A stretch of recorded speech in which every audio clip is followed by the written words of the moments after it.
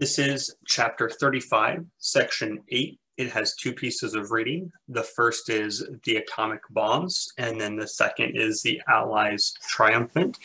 And so in this first section, we're obviously looking at the decision to drop the atomic bombs on Japan, but that wasn't the only option. And so once Hitler is out of the picture, so we're talking that takes place in April 1945, FDR has passed away. That also happens in April of 1945.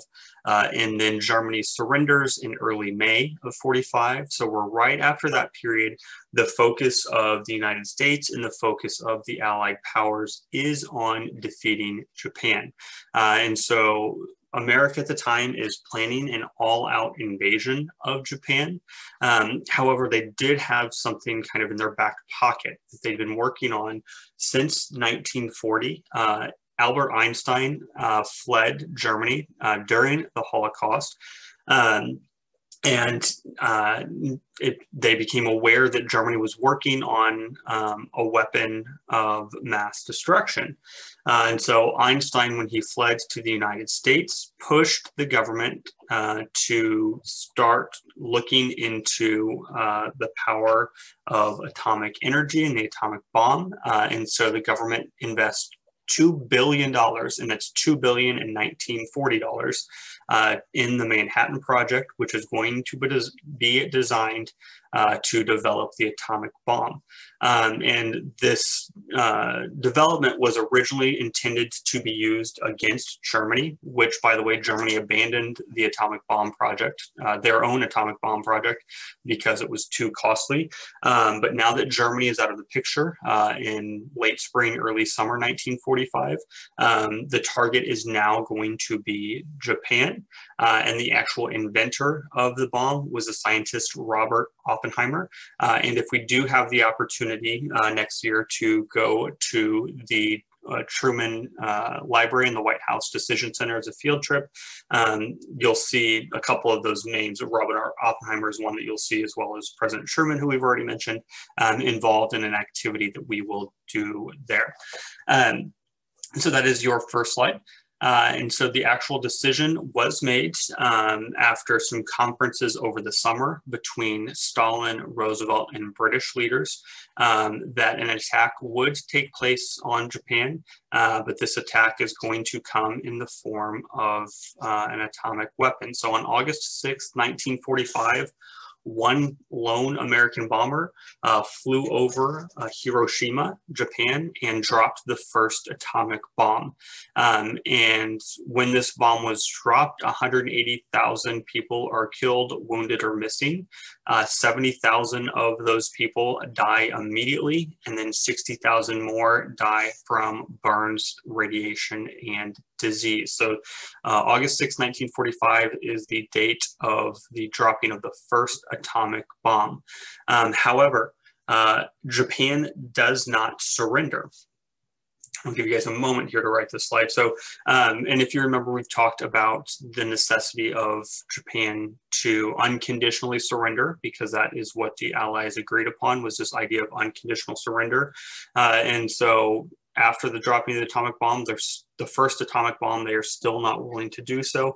I also think it's important to put into context that they probably had no idea what exactly had happened, because no one had seen a weapon of this type of destruction ever in the history of the world. And so when it is dropped and when it happens, I'm guessing there's some confusion kind of about what even took place.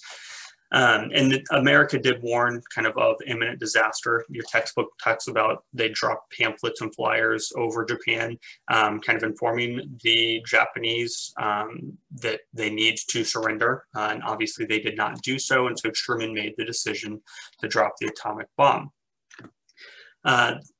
Finishing up that section, so 2 days after the bombing, Stalin entered the war against Japan. So the Soviet Union had not yet been involved, but they'd reached an agreement that the Soviet Union would step in on August 8th, 1945, and Stalin does so at the first moment. And we'll talk a little bit more about why when we get into the Cold War some, but the easy answer is that Stalin wanted a say-so and a say in what happened in the peace resolution that came out of Japan. If he's not involved with the war, he doesn't get that say-so. So ultimately, did Stalin need to step in? Did we need the Soviet Union's help in defeating the Japanese in the Pacific? No, but he wanted to step in, one, because he'd agreed to do it, but more so because he wanted a say in what the post-Pacific War world would look like.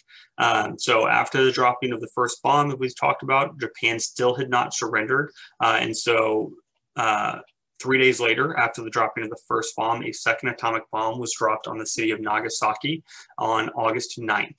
And so with the dropping of this bomb, 80,000 people are killed or missing. And the targets of Nagasaki and Hiroshima are not heavily populated areas, but they also obviously aren't desolate areas in Japan. And so we can get into and discuss a little bit why those targets specifically were chosen. And because they were civilians, obviously did die. These weren't just military targets, but there were some military presence in these areas. And so after the dropping of the bomb on Nagasaki on August 9th, the next day, Tokyo finally does ask for peace. And so after we dropped 2 atomic bombs, they realized then that a third could be coming. And so they sue for peace, but they do want one condition, which means they're not getting an unconditional surrender. They ask that their emperor, Hirohito, be allowed to remain on his throne as a nominal emperor, meaning he won't have any real power, but he will be a figurehead and still exist. And part of the reason for this is because he was viewed as this godlike figure. And so the Japanese didn't want to remove this godlike figure from the public eye. And so official surrender ceremonies took place on the USS Missouri on September 2nd, 1945.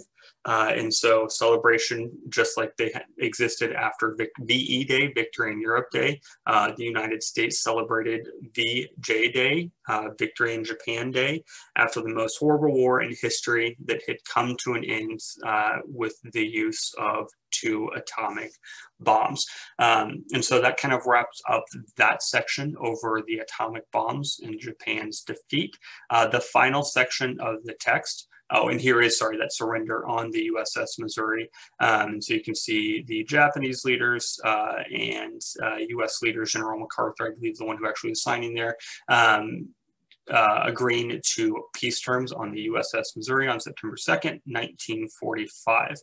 The final section of chapter 35 is titled The Allies Triumphant, and it is, let me check this, I think one slide, mostly one slide with just some images. Section, and it's basically just wrapping up kind of the costs and tying up loose ends on World War II. So World War II was costly in some ways for the United States, but ultimately very profitable for the United States. The United States does suffer, that should be 1 million casualties. A third of those were deaths, so around 300,000, 330,000 deaths.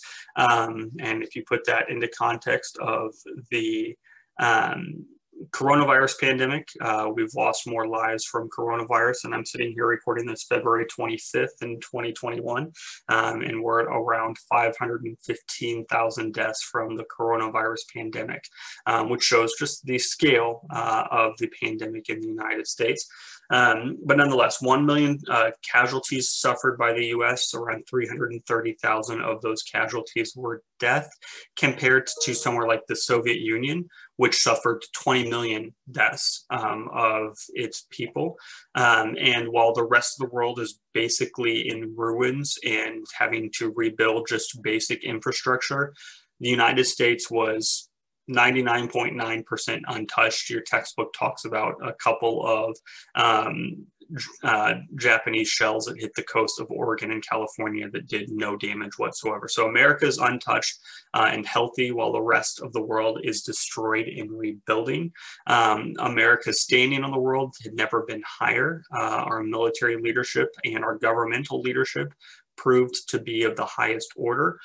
We were much more industrialized. So again, not only are we not needing to rebuild, but we've built up these kind of industrial machines for the war effort that now are going to be unleashed towards consumer goods. And so during the war, this last bullet point is referencing to some personal liberties were given up. We've mentioned rationing, we've mentioned the government takeover of industries, and some freedom of speech violations, the internment of Japanese Americans. So there are liberties during the war that are probably the bounds are overstepped by the government, but after World War II, those are returned to the people. And so those precious liberties that the United States was founded on do come back and remain intact post-World War II. That wraps up Chapter 35, Section 8, and that wraps up Chapter 35 notes.